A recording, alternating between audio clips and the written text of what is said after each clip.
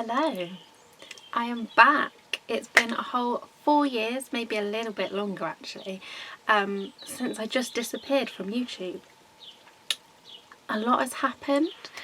Some of that I probably won't get into anytime soon, but we'll talk about a few bits today. But firstly, if you have been a long-term subscriber, then thank you for sticking around. It's madness, absolute madness. Those 4 years have gone so quickly. I never expected to come off of YouTube. It was quite a rash decision, shall we say, but I am back and I'm very excited to be back as well. If you're new here or you've just came over from any of my social media or my blog, then hello and thank you for subscribing. I hope you are going to enjoy my future content. I'm hoping it's not going to be a long one, but maybe grab yourself a cuppa and let's have a catch up. So first things first, excuse the mess, if you like to call it, in the background. I mean, I don't know which way I'm going, this way. It's just a lot of my belongings. I've had to angle the camera slightly because, which way am I pointing? This way. Over here are some rather embarrassing school photos that nobody needs to see on the internet, that is for sure. I hope that you are all well. Obviously a lot has been going on in the world. We've had a pandemic, there's obviously a lot going on in the world right now as well, and I don't want to brush over that fact or not mention it because obviously it has affected a lot of people, but this, I'm hoping, is just going to be a little bit of respite from that. It doesn't mean that I'm not thinking about those things, it doesn't mean that I'm not trying to do things to help.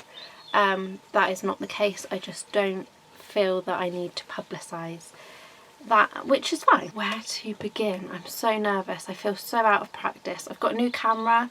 I don't know the settings at all. We're just going to roll with it for now. But it does mean I keep looking on the screen instead of in the lens, which I used to do, and it took me a long time to break that habit, and unfortunately I feel like I'm starting again, but never mind. As a side note, if you like the look of my makeup and you would like to know what products I've used, I have just filmed Get Ready With Me, which will go up at some point after this video, so stay tuned and make sure you're subscribed for that. So I've got my list to talk through.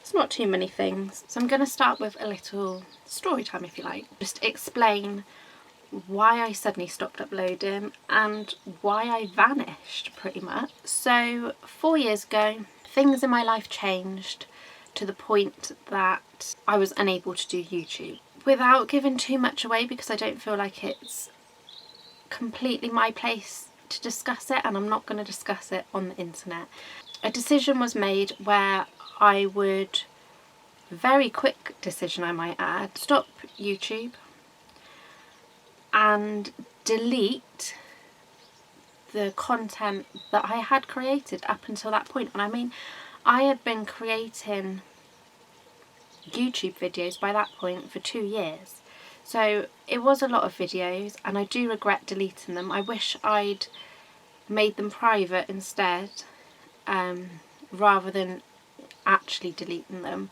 but we can't go back on that. However, I did manage to find on an old hard drive some of the footage, some of the videos that I had created during that time. Some of them needed a slight re-edit, which I have done. Those videos are probably what you've been seeing in your subscription box if you have been a subscriber for a little while. If not, then they're obviously there for you to view now. I've slowly been uploading them and will continue to upload any as and when I find them. As I film this, it is the 13th of April, and kicking it off on Monday is going to be, I believe, an Outfits of the Week holiday edition, followed by a room tour and a couple of holiday vlogs. So they were filmed in 2016. Then I've got some videos from 2017, a few little little ones here and there. A lot of that footage sadly has been lost. And then I think I've got about 3 or 4 videos, mainly vlogs I think, from 2018, with the last one being a watch it vlog, which that was filmed and uploaded, and then I think I disappeared a week after that, so I think that will then bring me up to date up until now. So the plan for my YouTube is to run alongside my blog as it always did. My blog has changed website address. It's now thekellydianereport.co.uk. As always, it will be linked below. I'd love for you to go and check it out. That has been doing so well. I moved over to WordPress 2019, something like that, from Blogger, and I wish I'd done it sooner. I wish I'd started on WordPress because it is just so much better. Yeah, that's been going from strength to strength. I've worked with some amazing brands and hopefully I will continue to do that. So YouTube is going to run alongside that. At the moment I'm only going to commit to hopefully 1 video a week. Some weeks you may get an extra bonus video, but logistics of it, just, I don't want to put too much pressure on myself. I want to continue to do YouTube. I have missed it, I'm not going to lie, but I don't want to put pressure on myself. There's a lot of things behind the scenes that make it difficult, which brings me on to the next subject briefly, which then I can explain a little bit about why it is difficult. So I am now back home. I've moved back home. It was a very quick decision to move back home. A few events took place that forced my hand, and this was the only place I could go. So that is why behind me is a bit of a state.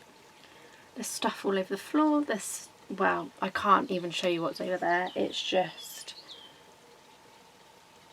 it's a jumble. I literally look like I'm in a room at a jumble sale. That's what I look like. It's a work in progress is what we're going to call it though. So very quickly I moved home.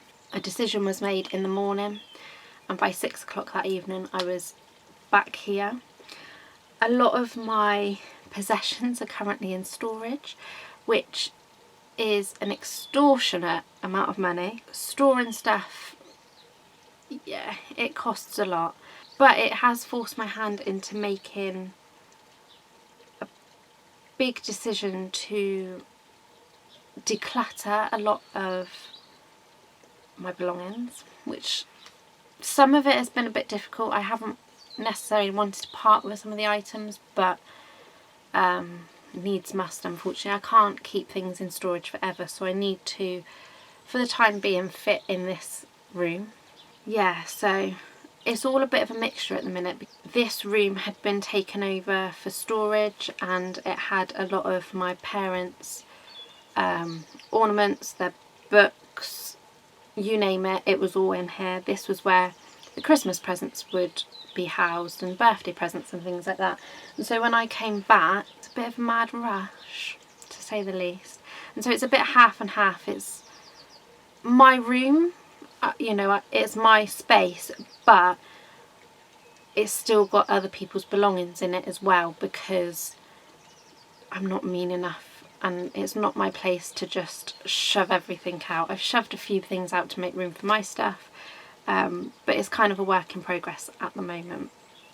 So being back home has its own challenges, especially when it comes to YouTube. My dad is now retired, so it means that he is home 99% of the time, which is interesting. It's a very small house, it's a 2-bedroom house, and we are on top of each other in terms of space. There's just nowhere to go. It really is a tiny house. I don't really think 3 adults can live in it for long. It causes a lot of tension. We get on brilliantly as a family, I'm not going to lie. I'm very lucky in that respect, but space is non-existent. I mean, to be fair, I've got no space here for a tripod, so you are balanced on the windowsill on a jewellery box. because that's all I've got space for. I've just noticed my hair in the viewfinder. Apologies, I went to the swimming pool this afternoon. I'm going again tomorrow, so I didn't see the point in washing my hair. Anyway, that aside, so being at home, not only is space a premium, Dad is home 99% of the time, which is, you know, is his house. He's entitled to be. I'm not complaining about that at all, but it makes filming videos difficult. And then to top it off, their Wi-Fi is beyond slow, and I mean beyond slow. I've been used to super fast broadband for 4 years. Granted, I haven't done YouTube videos, although I have uploaded a few clips to my aviation channel over the many months, but they're only small clips anyway. Effectively, their Wi-Fi is still dial-up. Now, if you're old enough to know what dial-up is, then hello. Welcome to my age bracket. If you don't and you have no idea what dial-up is, Google it, and yeah, don't judge on how old I am. But effectively it is a dial-up internet service that is then plugged through a Wi-Fi extender so that we have Wi-Fi. However, it means that if I'm on my laptop, my dad can't be on his computer because it just runs too slow, and vice versa. Added to that, our TV, if two people are on computers or anything like that, the TV, Netflix, catch-up TV, anything like that will not work. Which, when you're trying to upload YouTube videos, is a major thing. So I've resorted to, we've come to a compromise, and I upload videos overnight now. So I set them off about 7-8 o'clock at night, and they're usually done by 7 in the morning if I'm lucky. So yeah, I don't want to commit to any more because I just can't upload them. You know, if I've got a busy week where I might not be at home for much of it, by the time I've edited a video or filmed it and then edited it and then having to upload it, I don't want to have to rush thinking I've got more than one video to upload. I just don't want that stress, and it's not very nice as well if you're expecting a video and it doesn't appear. I don't want to be one of those people, especially straight from the off. I've still got Trixie. She will be 9 next week, which is really, really scary. I still think of her as a little puppy. She still tries to act like a little puppy at times, but she's definitely got that stubborn older dog sense to her now. If she doesn't want to do something, that's it, she ain't doing it. But yeah, she's still as adorable as ever. So where have I been? I know a few people have asked that.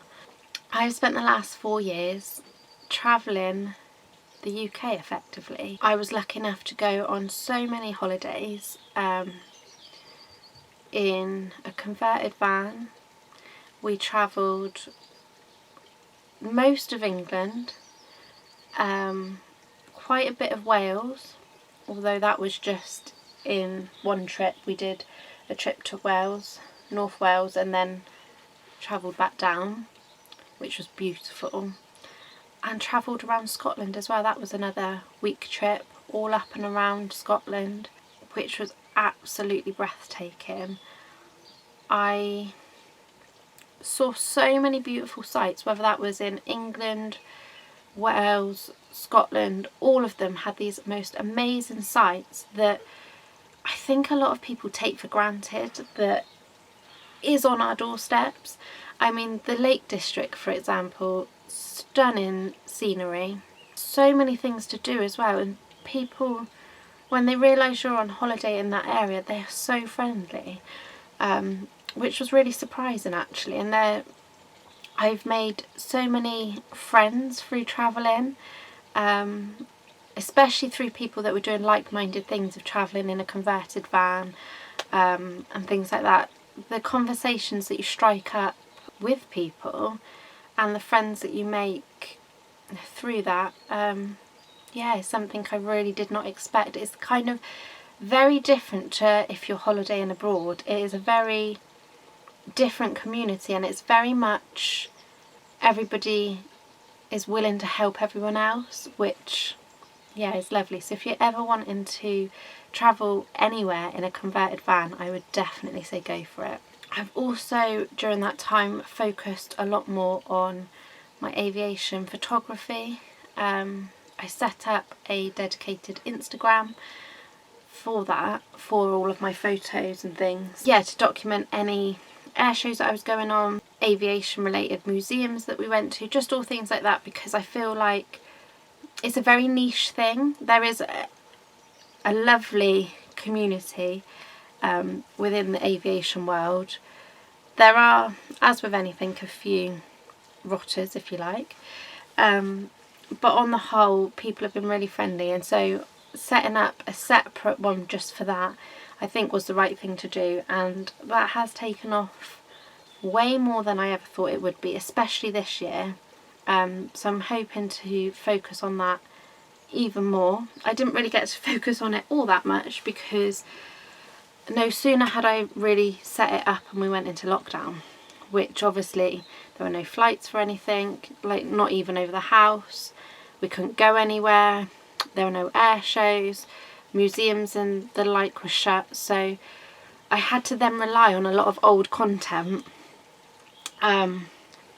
Whereas now we're starting to, things are getting back to normal, fingers crossed. So hopefully this, my blog and my aviation photography can all run alongside each other, hopefully. So yeah, that's pretty much where I've been. I'm on my fourth. I'm on my fourth job since quitting YouTube. So I was full-time in retail, and then I was given an opportunity to work in retail again, but it would be dropped down to part-time because they didn't have any full-time hours. I think a lot of shops these days don't do full-time hours, at least not around here anyway. They prefer more people on part-time. I suppose it makes them feel like they've got a better workforce, they've got more people to rely on, which has its pros and cons, I think. It definitely depends on the company you work for, but I worked for, well, I might as well say now, I worked for Mothercare and I loved it. I loved that job. The people were amazing, the customers were always really friendly, always really lovely. You built up such a connection with people. It wasn't just about, in the previous job, I worked in a uniform shop, and that, again, the people I worked with, who I know some of them are watching, so I won't say anything bad. There's nothing bad to say about them anyway. They were a great team to work with. The uniform shop itself was awful. It was an awful place to work, I'm not gonna lie. And I think that there were elements of the shop itself, but I think the fact that with uniform, parents are made to buy it a lot of the time. It's something that they don't want to spend their money on. Uniform is expensive, and that's just one thing that parents understandably don't want to buy. They would much rather go to a supermarket and buy a cheaper version because kids grow out of it. And I completely understand that. Even though I sold the uniform, you know, I get that. I buy into that. That is how it is, unfortunately. I think as a result of that, sales staff, and I know that the girls I worked with would completely agree with me, we were kind of in the firing line a lot of the time because parents were resentful about the fact that they had to come in. They had to get their child that didn't want to try on anything to try on lots of stuff, and then at the end of that I gave them a big bill that they then had to pay. And it was obviously all in the summer holidays a lot of the time. No one wanted to be in there when it's hot. There's so many other things that they could be doing. So yeah, we very much bore the brunt of it, and I saw the very worst in people and how they could treat sales staff. And then going to Mothercare, that was completely the opposite. Customers had time for you. They wanted to get your expertise. They wanted to have a chat, to listen to your recommendations, to hear what was the popular item, or what do other people say that they felt was a must-have item and things like that. And it was just a whole different atmosphere. It was a lovely one. I was there just over a year, and in that time I got to serve so many couples, families, grandparents, so many different people, and really build up a rapport with them as well. It wasn't just they were a customer, they're buying this, they're out the door. They would come back, and as a result I got to see so many beautiful newborn babies, because I would serve them, the parents obviously, with a car seat or with a pram or a cot or anything like that, even just clothes, and we'd get chatting and, you know, as you do, just build up a conversation with them, and then they'd bring in those newborn babies to show us, and it was just such a lovely, touching moment that people felt that we had impacted them enough that they could do that. So yeah, and then obviously the news that Mothercare had gone into administration. I don't want to get too much into the politics of that, but effectively we all found out as staff from Sky News. There were a lot of wrongdoings within that scenario in the weeks leading up to it. I was made redundant from that when we eventually shut, which, as a side note, if you're ever going into a shop that is gone into administration, just be kind to the staff.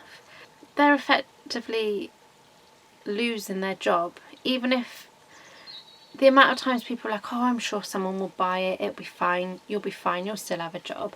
That doesn't matter. If you've got food to put on the table, if you've got bills, families to keep, it doesn't matter if somebody says, I expect someone will buy it. That is not the point. Just be kind to them, because it is a horrible situation. And during the last few weeks of my time at Mothercare, especially when the administration took place, yeah, it wasn't the best. People were nasty. They were really nasty, and not a day went by where a member of staff did not cry because of something. It's an upsetting situation anyway. Everybody's stressed. They don't need people making comments, people having a go because they can't get it cheaper. That is out of their control. They are effectively employed by an administration team. Like, just be kind. From there, I had a little break and then took up cleaning. And the laughable thing is, I did the cleaning 3 weeks and then we went into lockdown. I'm forever grateful for the furlough scheme because that kept me sane. And then in October was when the furlough scheme was coming to an end. I get a phone call to say that I'm made redundant again. So I'd only done cleaning for 3 weeks. That's all I'd done. And then we went into lockdown, and then from then I'd been furloughed that whole time, to then find out I'm being made redundant again. And to be fair, the company were really great. They tried finding me alternatives, but there was nothing suitable, and was made redundant on the Friday. And then on the Monday I went for a job interview for cleaning a store this time, because before I was cleaning an office, and this time I went in for a job interview to clean a store. Got the job on the Monday, and then the Tuesday or Wednesday we went into lockdown. Would you believe it? Like, just my luck, honestly. So that was the lockdown just before Christmas, and thankfully I'd signed all my papers, so I was on the books. I was, as soon as lockdown was lifted and shops were reopened, I could then start what I'd been employed to do. That was that. Then it reopened for December, very conveniently for everyone to spend their money in the shop. And then we went into another lockdown. To be fair, that was when my mental health took a real downturn as well, because I had left employment in the October. and was employed in the November. 3 days, 2 or 3 days, that's all it was, from the Friday to the Monday. Just so happened to fall in a different month, which meant that I wasn't entitled to furlough. So lockdown 3, I had a January pay of £13, I think it was. £13, which was just literally the last day that I'd worked before the lockdown, and that had to last me until we came out of lockdown. And it was hard, I'm not going to lie, it was hard. I still had some of the money left from the previous month, thankfully, so I bought a job lot of clothes, as you do, a job lot of kids' clothes, and I sold them off individually, and that, I think, kept me going. That was my money for all that time. I sold a few belongings, not many, but I did sell a few belongings as well. And yeah, I just had to sit it out. But that lockdown was the real turning point for my mental health. But we'll get into that in another story. So yes, that brings me up really to now, moving back in. I'm still cleaning the store. I work with a lovely team, and right now I'm just rebuilding my life again. I seem to be doing that quite a lot, but life's always a challenge, isn't it? So that really brings me to the end of this little chatty update. Where have I been? Ramble, probably, more than anything. I'm looking at the time thinking, oh, I've got so much to edit. Hopefully it won't be too long, otherwise it's going to take days to upload on this Wi-Fi. So yeah, so just to round it off really, I'm back. I hope to stick around for quite a long time this time. I'll leave all of my social media and everything, my blog, all the links down below where you can find me, because I do share a lot of content in a lot of places. So if you're missing me on YouTube, you can head over to my Instagram or my blog or whatever. Definitely make sure you're following them. And then lastly, the only thing I need to say is, what would you like to see on this channel? I mean, I used to do cleaning videos, hauls, vlogs, makeup and beauty videos, whether that was makeup tutorials, get ready with me, skincare, morning routines. I don't know, what would you like to see? Give me some ideas, because I'm back, but I'm struggling in which direction to go, because it's very oversaturated on here now, in this sort of area anyway. There are so many more people doing it, and I mean, I've watched several YouTubers for so many years, and in more recent years I've discovered new ones which I've enjoyed watching, and I did have a moment of, is there space for me? But we're going to give it a go.